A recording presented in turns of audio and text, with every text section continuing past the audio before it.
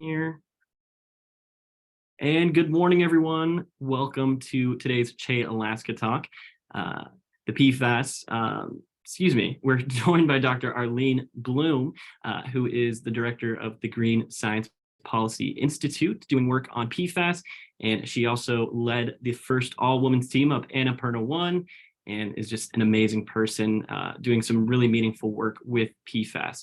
Now, before we get started, I do want to say that Che Alaska is a program of Alaska Community Action on Toxics, and it's part of a larger national coalition of over 5,000 individuals across the 50 states with environmental health news. So we'll make sure that we have all the relevant links to provide with you guys following this call as well. And I do just want to plug PFAS policy in Alaska. SB 67, Senate Bill 67, would phase out PFAS from firefighting foam, which is the primary source of contamination of PFAS in water in Alaska. There's a hearing today in Senate Resources at 3:30. There's no public testimony. However, we are hoping to move SB 67 out of Senate Resources today. So really exciting stuff. We do have letters of support that we need to get sent out as well. So following up with this call, we'll make sure that everybody has the relevant information if they want to write letters of support. So without further ado, I'll pass it over to Dr. Blum. Thank you for being here today. I'm delighted to be here. I so appreciate the good work of ACAT and the opportunity to speak to this audience. Let's see if this will work. Okay, so today I'm going to talk about reducing harm from PFAS for healthier people and planet.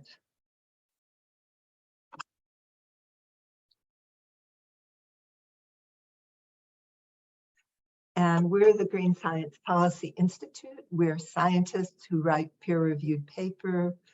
We bring decision makers together, people from government, business, the nonprofit world, academia, and then we communicate our papers. And we really try to reach large audiences of decision makers. And by doing that, we have been able to change PFAS policy and also the purchasing habits of manufacturers and large purchasers. And I'll be giving some examples today.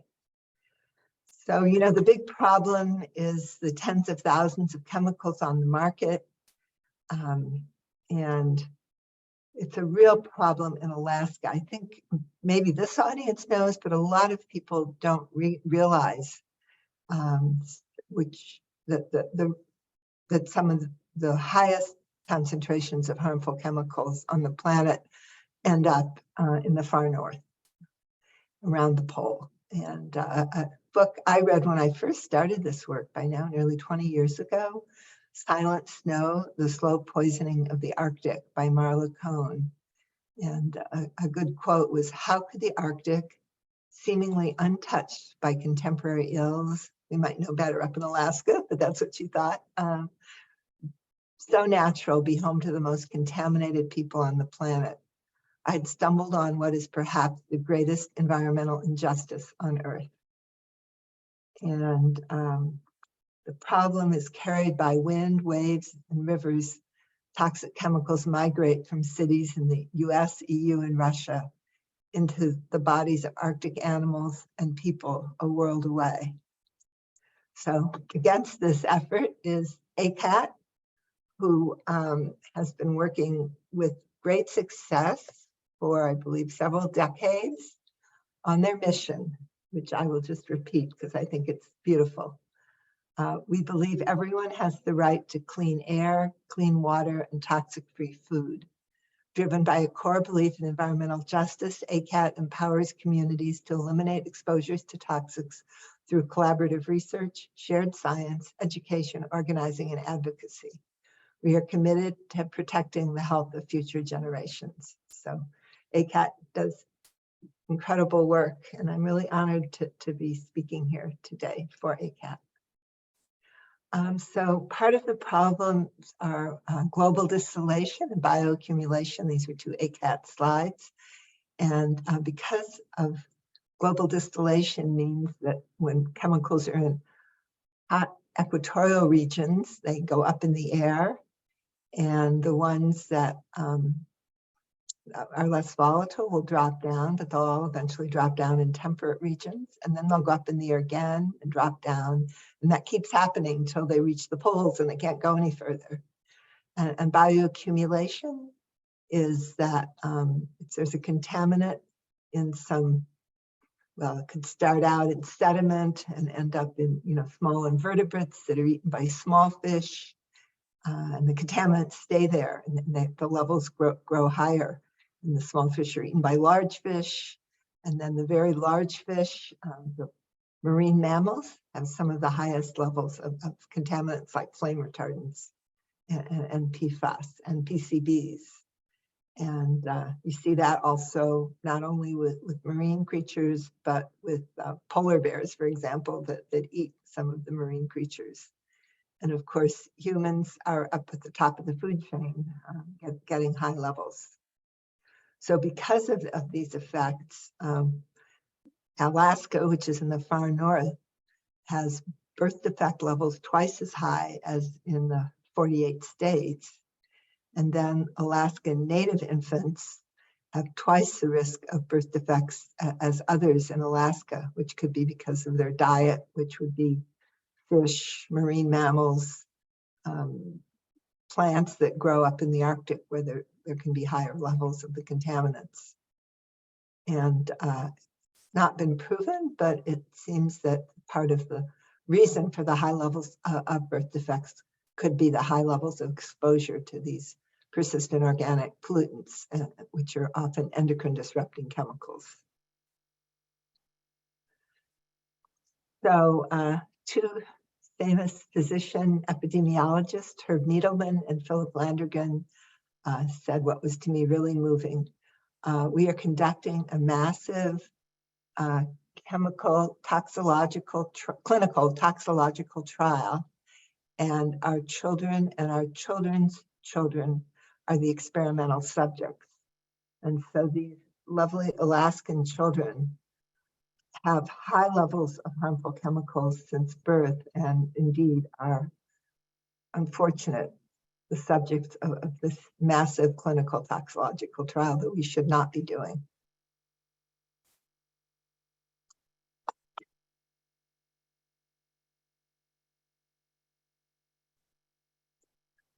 So when you think about tens of thousands of chemicals and CAS numbers, it can just seem unmanageable. What are the, how do you think about so many chemicals?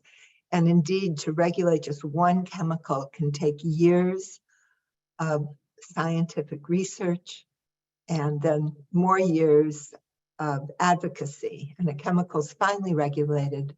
And the most likely replacement for a regulated chemical is another chemical that's similar in structure, function, and toxicity, unfortunately, and that's called a regrettable substitute.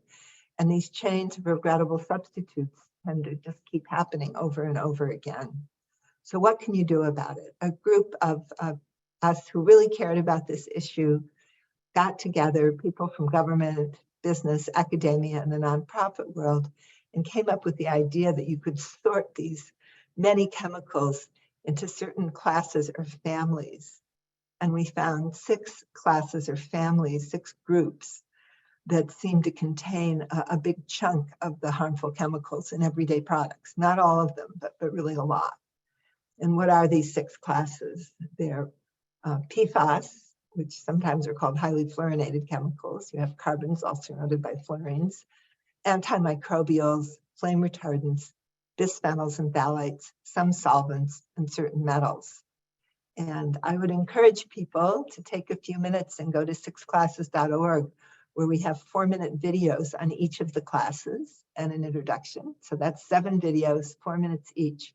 So in about half an hour, you can learn about these classes, where they're used, why they're harmful, some things you can do to reduce your exposure and the planet's exposure. And we always put in a success story for each class, because sometimes it's really upsetting to people to discover there are all these harmful substances in the products they use every day. But once you have the knowledge of where they are and things you can do to reduce exposure, you're empowered to protect yourselves. And the more people who are not using the 6 classes, the less we have them on the planet. So please take half an hour, or just take 4 minutes and check out the PFAS 4-minute video. And if you like it, you can watch the rest. So when a chemical is in these classes, it doesn't mean that we should never use it, because there are some useful things, and metals are useful solvents. But reverse the burden of proof. Right now, chemicals are considered safe until they're proven harmful, and the level to prove harmful is really high. So if it's in the 6 classes, say, let's consider it harmful until proven safe. And then let's ask, is it necessary?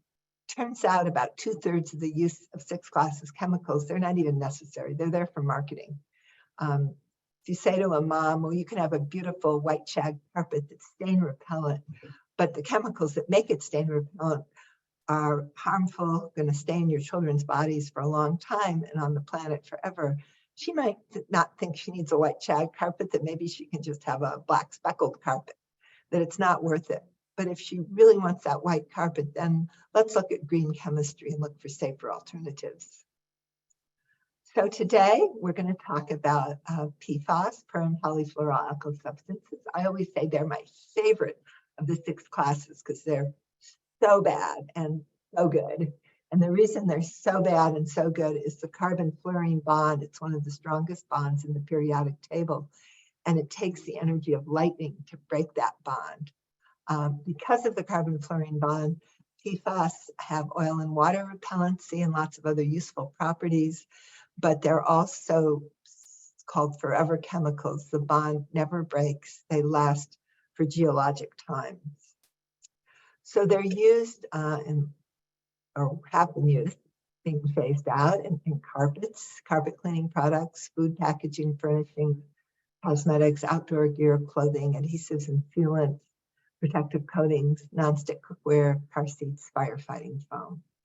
And a number of these consumer uses are being phased out, which is a great thing. The bill that ACAT is sponsoring is about firefighting foam, and that has been the leading source of contamination here in Alaska.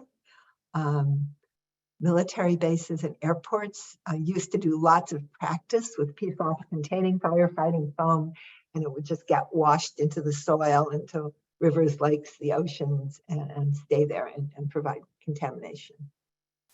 So I first learned about PFAS trekking in the Himalayas about more than 10 years ago. I'm a Himalayan mountain climber. I actually led the first women's ascent of Denali here in Alaska a long time ago.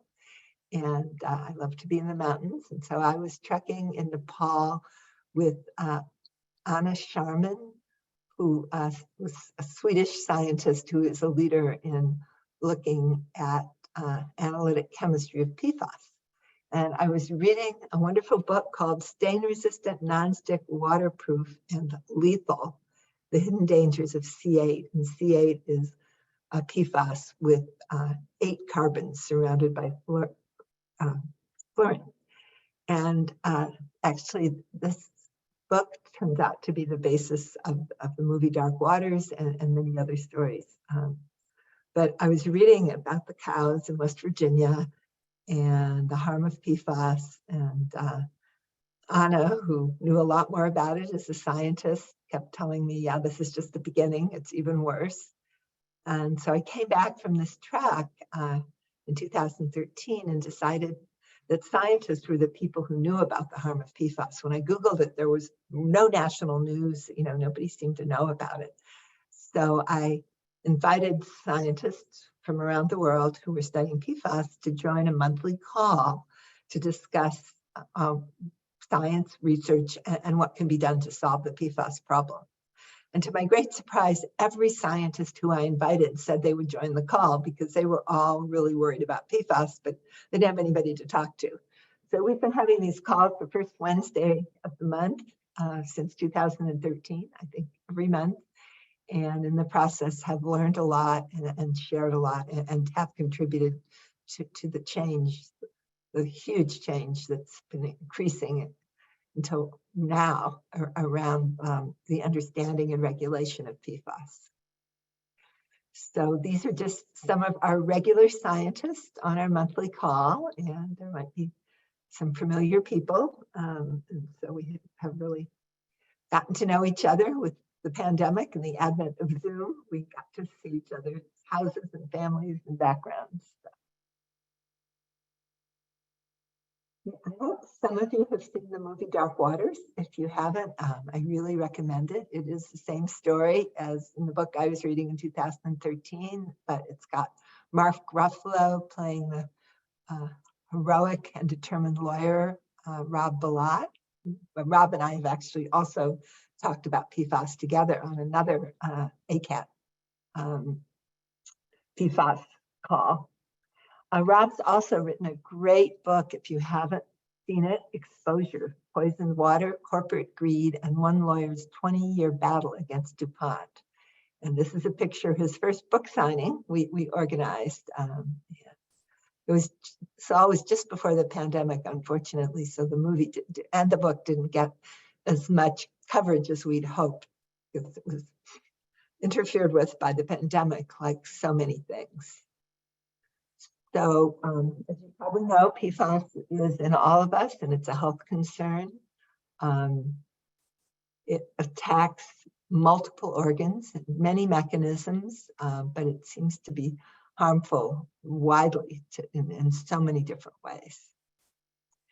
The scientists on our call in 2015 got together and wrote the Madrid Statement on, we call them highly fluorinated chemicals then. We call on the international community to cooperate in limiting the production and use of PFAS and in developing safer non-fluorinated alternatives. And that was signed by several hundred scientists, published in Environmental Health Perspectives. And we did a lot of communication around this. And it was really the first time that PFAS got national news. So here we have National Geographic, these chemicals in pizza boxes and carpeting last forever. Nick Kristof from the New York Times wrote about chemicals in your popcorn. Sharon Lerner's had an amazing series called The Teflon Toxin and The Intercept. If you get to really want to know more about PFAS and read some outstanding journalism, you could look up Sharon Lerner, The Teflon Toxin, and read some great stories. But the story that made the most difference was a New York Times Magazine cover article, The Lawyer Who Became DuPont's Worst Nightmare, which was the story of the cows in West Virginia, Rob Bilott. It became the movie Dark Waters. And it got the attention of regulators around the country who went to the EPA and said, you have to do something about PFAS. We have contamination in our state, particularly New York State. And we want you to do something. And that did have an impact on the EPA. So at the same time, in our science and policy conversations, some EPA scientists said, there are really high levels of PFAS in drinking water all over the country, and nobody seems to be doing anything about it or knows where they come from. So on a call, I said, can anybody try to trace back from the PFAS in drinking water to the possible sources? And Elsie Sunderland, an environmental engineer at Harvard, said, well, her student Cindy Hu was good at doing mapping and could map back from the PFAS to the sources. And so Cindy took the EPA data and found that the sources appeared to be industrial production sites where they produced PFAS or PFAS-containing products, military fire training areas, airports, and wastewater treatment plants. Now, the wastewater treatment plants do not produce the PFAS, but they consolidate it from upstream. So if there's things like chrome smelters, which use PFAS upstream from the wastewater treatment plant, it will go into the treatment plant, which will then make it more concentrated. And so the wastewater treatment plant, unfortunately, then gives out the PFAS more concentrated than when it came in. So it is still a problem. So also, while we were just writing this paper, that Rob Bilott New York Times homepage had come out, the states were demanding the EPA set some kind of health level, and they set a health level of 70 parts per trillion for some of the two most commonly used C8s, long chain PFASs, PFOA, PFOA, and PFAS, PFOS. And with that level set, Cindy was able to calculate that 6 million people had their drinking water above the health advisory level, which was then quickly added to our paper before it was published. And that got a huge amount of attention because people had not realized before that their water was contaminated with PFAS. And that health advisory level is something that has been continually going down. In 1987, DuPont said it was 5,000 parts per trillion, then 1,000. The EPA set an emergency level of 400 in 2009. It took them from 2000 till 2016 to set the 70 parts per trillion level, which gave 6 million people with contaminated drinking water. But New Jersey did a really thorough study, and they said, well, it really should be 14. And then other states came up with levels from 8 to 20. And when the health advisory level goes down, the number of people with contaminated drinking water goes up. And so with a level of, I think someone's calculated 5, that would be 20% of the drinking water in the country. So recently, just last week, the EPA managed to set new national levels, which was really hard, and they're to be congratulated and applauded for doing this. It's for 6 PFAS, and the level for PFOS, PFAS, and PFOA is now 4 parts per trillion, which is way lower, and a significant amount of the drinking water in our country will be above 4 parts per trillion. They also set levels for 4 other PFAS based on the hazard index. These levels are now open for public comment, and it's expected that they will be finalized late in this year. But there's a lot of opposition from the chemical producers, and people are encouraged to join the public comments.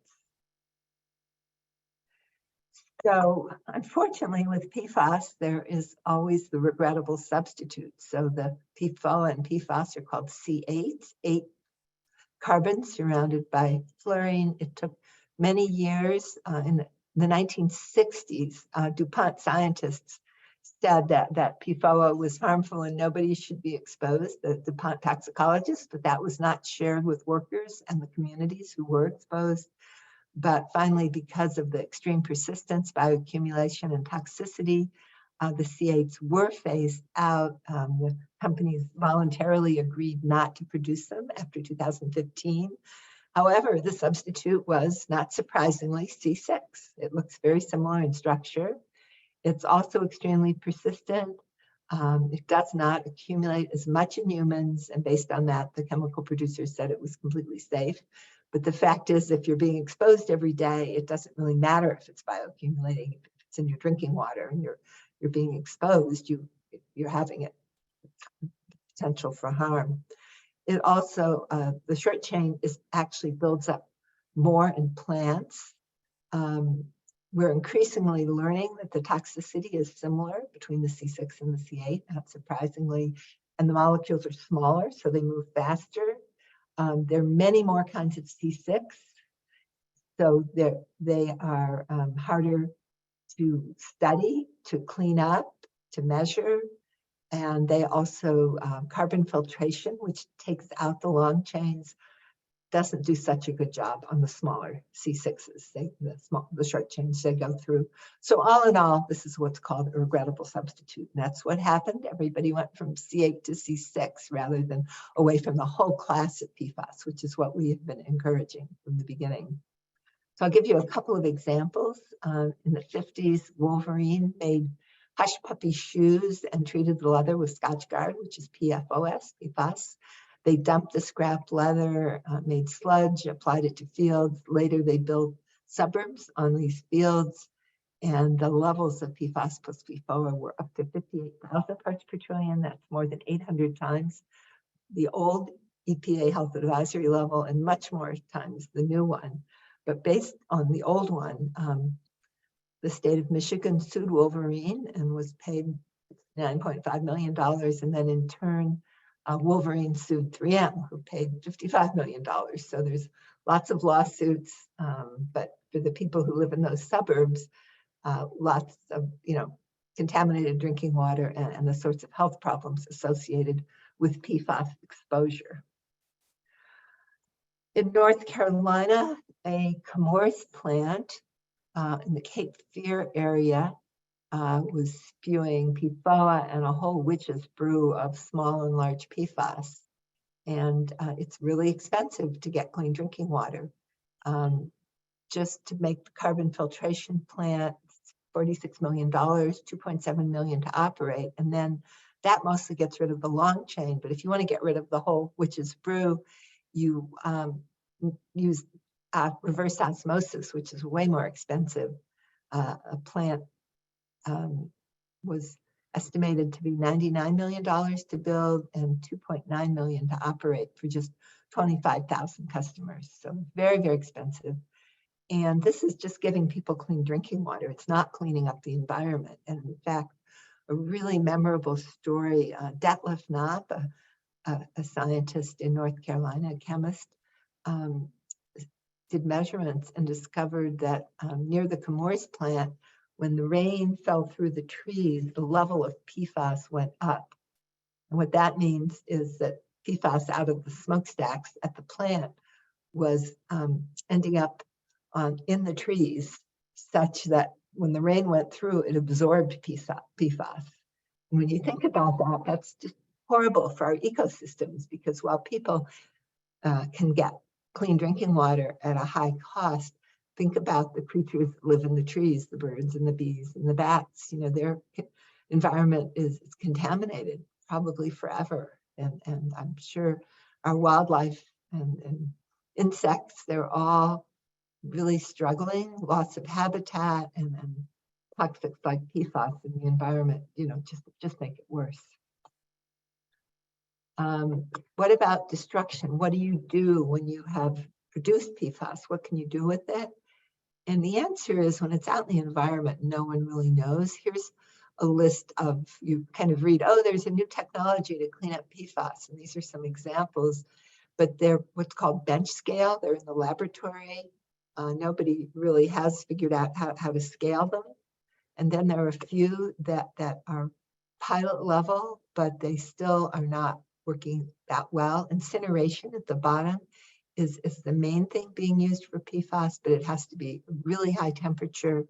If the PFAS isn't high enough, you end up with fluorinated dioxins and fluorinated furans, which are really harmful. And in fact, the Defense Department stopped incinerating PFAS because it led to so much atmospheric contamination. So, you know, the answer is, once you have it, cleaning it up is expensive. Most methods are bench scale, and incineration can lead to incomplete combustion with releasing volatile PFAS. So PFAS are problematic and difficult to clean up, perhaps impossible. Prevention is preferable. Okay, so that was the bad news. Now we'll tell you some good news. There is prevention. For example, Keen Water Shoes decided they wanted to remove all the 6 classes from their shoes. And they looked and found 70 places where PFAS weren't necessary and they could just stop. And then it took a lot of money and time, but they found replacements for all the places, 101 places, and Keen shoes do not have any PFAS. And they've written a Keen green paper to help other manufacturers move away from PFAS. We did a study of PFAS in fast food packaging. It was in 2018, and half the fast food packaging did contain PFAS. We publicized it with lots of press. Senator Blumenthal wrote the CEOs of the major fast food companies asking about the PFAS in their packaging. He didn't get any answers, but we later heard that the companies like McDonald's, when they heard about our paper, saw the media, got the letter from Senator Blumenthal, they decided that they would start finding alternatives to PFAS. And it took several years, but many of them have. So it needs to happen faster, but a lot of the major companies like McDonald's and Burger King, if I'm remembering correctly, are now out of PFAS worldwide. Carpeting used to be the major source of PFAS exposure for children. They crawl on the carpet, put their hands in their mouths. So we decided to work on this. We invited the carpet industry to come from Dalton, Georgia, where most of the US carpet industry is based, but we didn't really invite them. We have our material buyers club, which are these large companies, Meta, Google, BBRE, Salesforce, etc. And they all bought for their stores, hospitals, university, PFAS-free carpeting, and worked with us to persuade the carpet industry to come to Berkeley and learn more about why they don't want PFAS in their carpets. The carpet industry, like most others, had gone from the long chain C8 to the short chain C6, and walked into this one-day meeting saying we solved the problem, but they heard from scientists that they had not solved the problem. They heard from their customers, they did not want PFAS. Michael Kabore, who was then the head of sustainability at Levi Strauss, came in wearing a cute little Levi suit saying, "Look at my Levi suit, no PFAS." But Levi stopped using all PFAS and everybody gasped. They said, "How can you make products without PFAS?"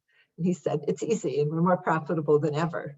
And they gasped again. And he said, "Well, you just have to focus people's attention somewhere else." And by the end of the day, the carpet industry, they all decided together, and they kind of had to decide together that they would stop the use of PFAS within 2 years. And they did, because 2 years later, Home Depot and Lowe's announced they were phasing out selling rugs and carpets containing PFAS. And that was because the industry had stopped. They had found alternatives that were fluorine-free. We don't know what they are. They said that was confidential business information, but they did not have any carbon fluorine bonds, which is a big improvement. Another example, cosmetics. We published a paper a couple of years ago looking at a couple hundred cosmetic products, and turns out that about half of them had PFAS, particularly things like mascara, waterproof mascara, liquid lipstick, shiny foundation, and all these easily can go into our bodies. We also worked in the US House and Senate. So the day our paper went online, the No PFAS in Cosmetics Act was announced both in the House, a bipartisan act, and in the Senate, bipartisan. And so I thought, wow, House and Senate bipartisan, surely the No PFAS in Cosmetics Act will pass. But it did not pass. However, the good news is last September here in California, the PFAS-Free Cosmetics Act did pass for the state of California, banning all PFAS from being intentionally added to beauty and personal care products sold in California. And California is a big market, so this is likely to be followed across the US. A number of other states have similar PFAS-free cosmetic acts that are being worked on right now. So this is very promising. Textiles. We also wrote a paper looking at children's uniforms and finding high levels of PFAS in all the stain-resistant uniforms. We tested all of them. 25% of American children wear uniforms. I hadn't known that, but it's common, especially in low-income communities. And so this is a huge source of exposure to children, particularly, vulnerable young ages. And with the help of this paper and lots of other work by NGOs and others, the PFAS was banned in California textiles also last September, and that will help protect children's health from PFAS in uniforms and clothing. But it also has a lot of other impacts because there's lots of textiles, and it's banned from all textiles, not just children's uniforms. And indeed, I had been in conversation with the outdoor industry since about 2013 when I first learned about PFAS and realized that it was so much used in outdoor gear to reduce the use. And in the outdoor industry were not so interested in coming to Berkeley and having a meeting. They thought they got performance from PFAS and they wanted to keep using it. But once this legislation was passed, they had 2 years to remove, and they do have till just the end of 2024 to remove PFAS from outdoor gear. And so we did have a meeting on PFAS-free outdoor gear in November at the David Brower Center, a leading American environmentalist. last November, where we worked with leading outdoor companies on how they could stop the use of PFAS, but maintain good function and not be more expensive. There actually are lots of good alternatives out there, though it's some work to make the transition.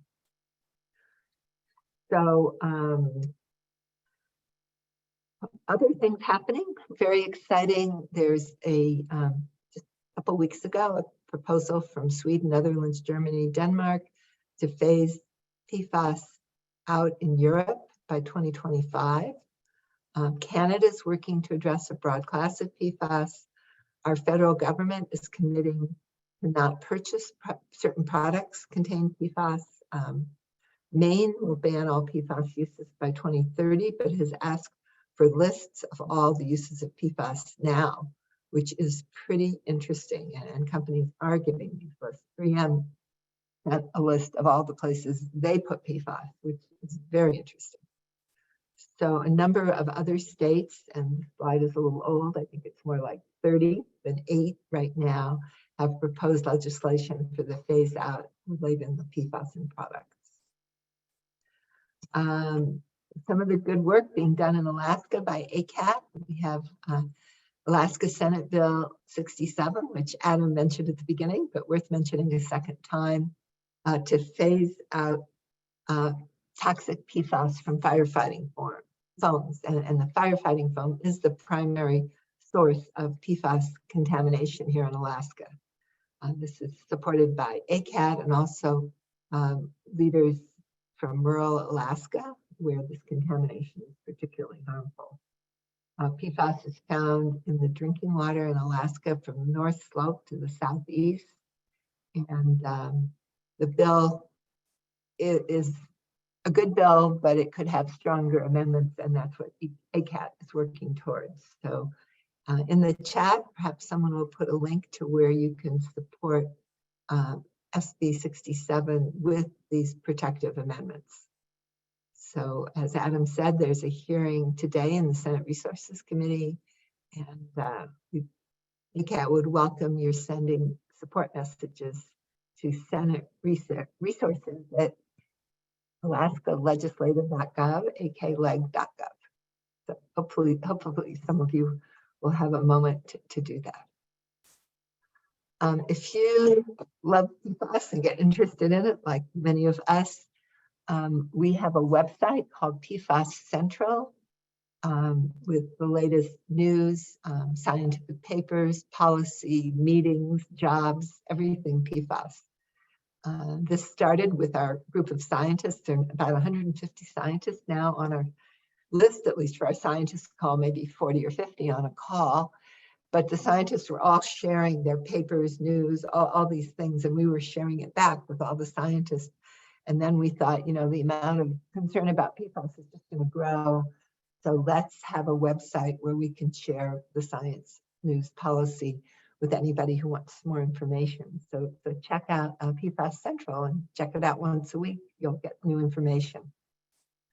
The most popular page at PFAS Central is our PFAS-Free page. And this is products that on their website say they have no PFAS, or certain lines of products.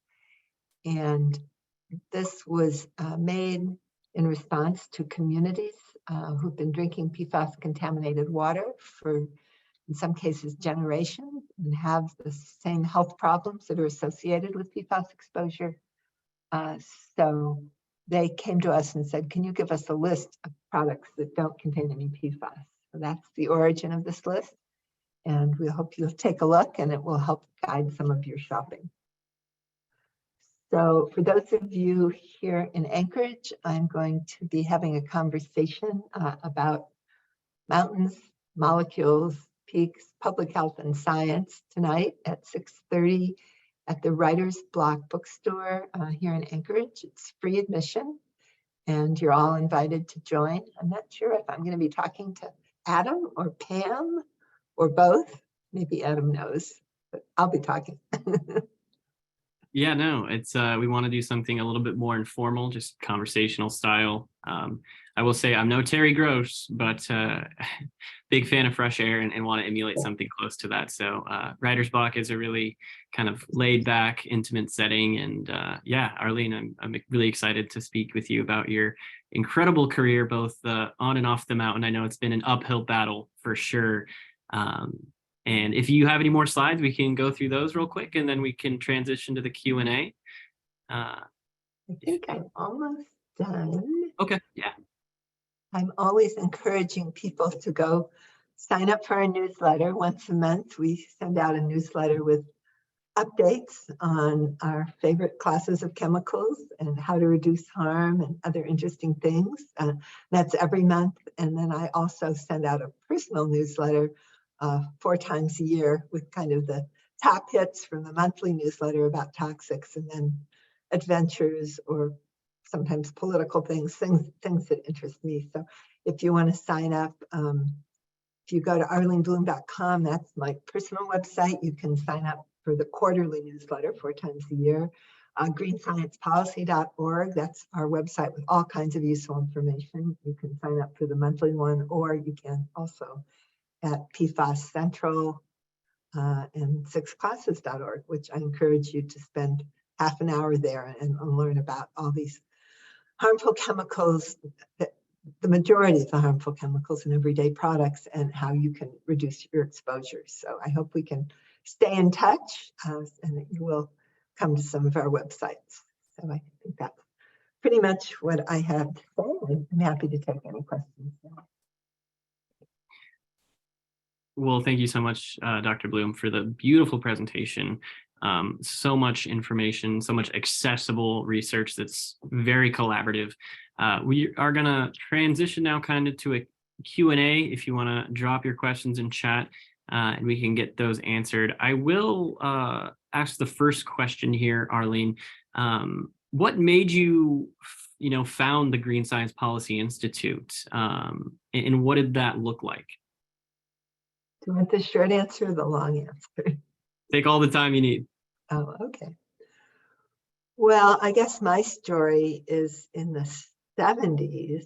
I did work finding a flame retardant in kids' pajamas called Tris that was like 10% of the weight of the pajamas and came out and ended up in the child. And it was a mutagen, it changed DNA, and it was shown to be cancer causing.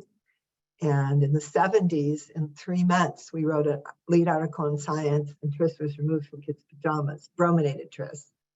But the replacement was the regrettable substitute, chlorinated Tris, of course. And then we wrote another article in Science, and it was its use was stopped in pajamas, and I really didn't think much about it. And then in about 1980, when Reagan became president, if Carter had gotten a second term, I would have been his toxic chemical advisor, but Reagan became president. People may not remember, he took the, he stopped people who were studying toxics at the EPA were suddenly told they couldn't, scientists lost their grants. He took the solar off the White House. He was really pretty anti-environmentalist since 1980. So I thought, oh, well, maybe I'll take a few years off from science and walk across the Himalayas and have adventures. And somehow years changed. I had a family. 26 years later, I wanted to come back to science. And I thought 26 years later, I don't know, I don't know much. Maybe I can wash test tubes in a lab or something. But then I met somebody from the foam industry and learned that the same Tris we'd gotten out of children's pajamas was back in people's furniture. And I knew it was cancer causing and changed DNA, mutagen. And so I thought it would only take 3 months like it did in the 70s, but the chemical industry was, much more active. And so we had legislation for furniture to change the flammability standard so you could actually have more fire safety by stopping the fires in the fabric rather than having the foam be full of toxic flame retardants that ended up in people. But anyway, that was a real struggle. And in the course, first I was just working for free for a few months, but as it stretched out into years, I founded the Green Science Policy Institute. And so we actually were able to change the furniture flammability standards. So if you go buy a couch now, there'll be a label saying it doesn't contain any flame retardants, which is a huge boon to our health. There was a calculation that the average American child had lost 3 to 5 IQ points from one flame retardant, PPE. And if you think about the average child losing 3 IQ points, that's not good for our society overall. Someone calculated billions of dollars of lost productivity from like one flame retardant. So it's a really good thing that people who can afford new furniture, since about 2015, the furniture has been free of flame retardants. But it's really an environmental justice issue because furniture can have 2 or 3 owners of 10 to 15 years each. And so low-income communities, student communities, probably people who buy used furniture would still be exposed. But anyway, so we did flame retardant work, and then I went on my track and learned about PFAS, and we came up with the class concept and really our communication strategy. So it all just kind of happened, and I do feel really fortunate. I took 26 years off from science from 1980 to 2006, so I feel really fortunate, to have taken such a long time off and still be able to do things that are useful. Yeah, no, that's incredible. And yeah, I feel like, PFAS, within just the last decade, there's been so much knowledge. And I was actually reading a paper from a past CHE speaker, Dr. Alyssa Cordner, who wrote a paper in Environmental Health Perspective.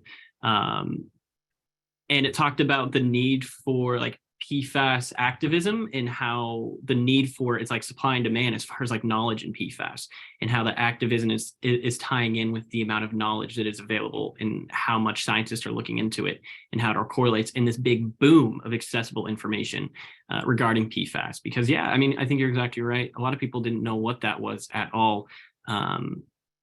So really great stuff. We do have a question in the chat from Pam saying thank you for the presentation and looking forward to the event at Writer's Block at 6:30.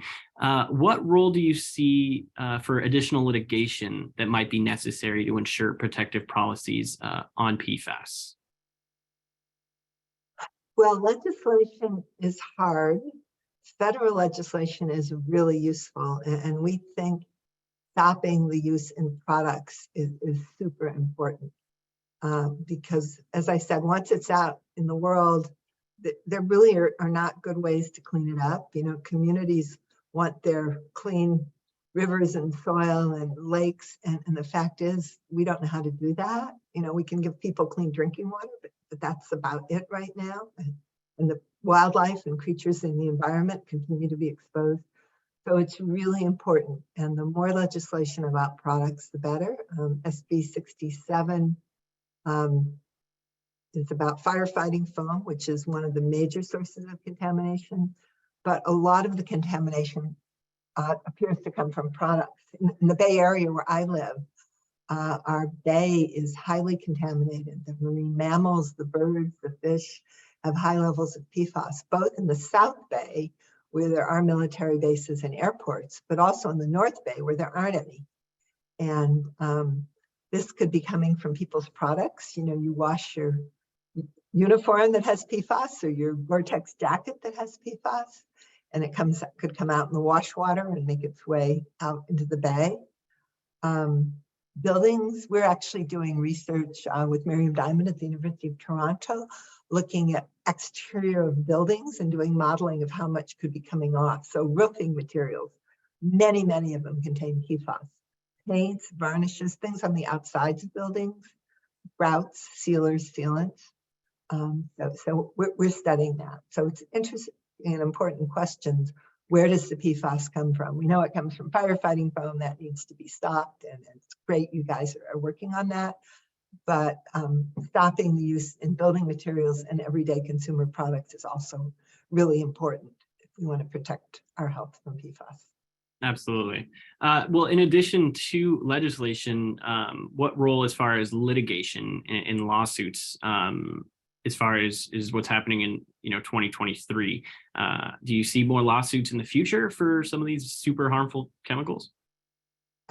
Yes. And Rob Bilott has been an incredible leader on this, the hero of dark waters. He has an amazing lawsuit on behalf of everybody who has PFAS in their bodies. That's us, all of us. And it's against all the companies who produced it for money for a lot more epidemiology studies, medical monitoring, and his lawsuit got standing, which is fantastic. Anyway, it's quite brilliant. So I think litigation makes a real difference. When an industry decides to stop using PFAS, I think the threat of lawsuits definitely can contribute. So it's very helpful. Sure. Anonymous asks, the connection between plastics and PFAS. Put you on the spot here. Plastics, in addition to microplastics and all the problems, because they also just break down and stay in our oceans for a very long time, ending up in the gyre. They also tend to accumulate persistent organic pollutants. So in your plastic, you can have bisphenols and phthalates, you can have flame retardants, and you can have PFAS and lead and all kinds of other harmful things. So not only are plastic problematic, but the additives are problematic, and PFAS is one of the many. And greatly reducing the unnecessary use of plastic is super important and super difficult, because people don't know that, but as we're moving away from the use of petrochemicals as fuel, as gasoline, the petrochemical industry is responding by building more plastic production plants, making new cancer alleys in Pennsylvania and West Virginia. And we should not be permitting more plastic plants, I believe. But yeah. Unfortunately, there were a bunch planned and they got slowed by the pandemic, but I think they're unfortunately continuing. And they don't even know what they're going to use all the plastic for, but then once they make it, they're going to try to dream up products and tell us that we need them. Of course. Yeah, I think of the importance of putting pressure on industry and outdoor retailers. For the last few years, we've been putting a lot of pressure on REI to phase out PFAS in all of their gear. And we've worked with Toxic-Free Future, and they have a Mind in the Store campaign. And we put pressure on them, and they recently just made a commitment to do so. So I feel like the grassroots advocating, boots on the ground is super important.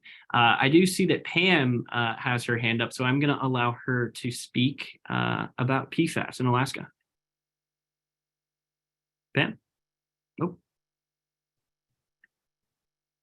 1 second here.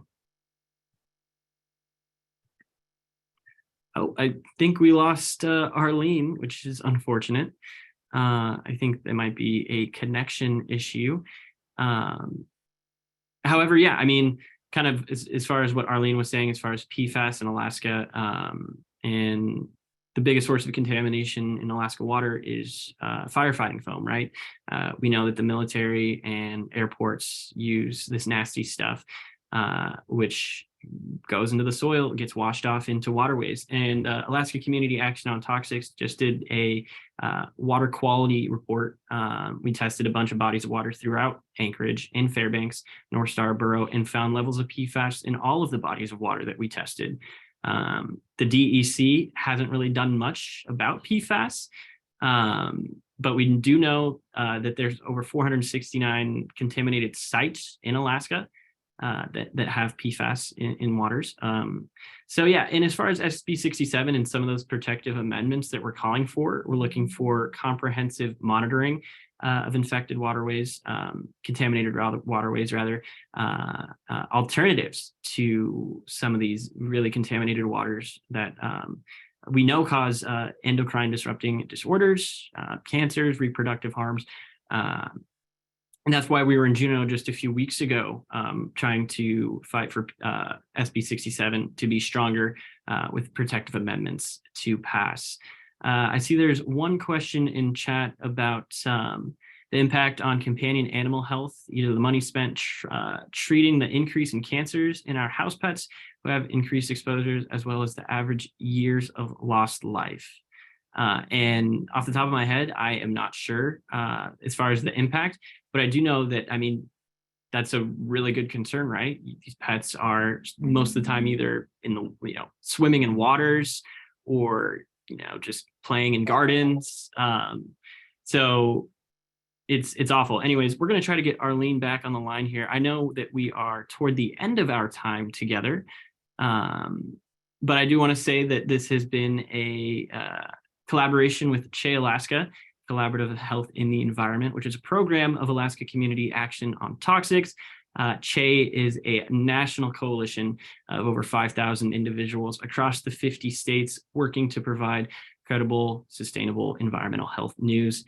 And we will make sure that following this webinar, we'll have all the links and everything that people need to know about how to, about how to follow up and get some of this news delivered to your inbox as well. So yeah, I am Adam Ortega. Again, we lost Dr. Arlene Blum. I think there was a connection error, but kind of good timing anyways, regardless, just because we are at the end of our call today. So thank you so much for everybody being here. We're going to stop it there. Take care.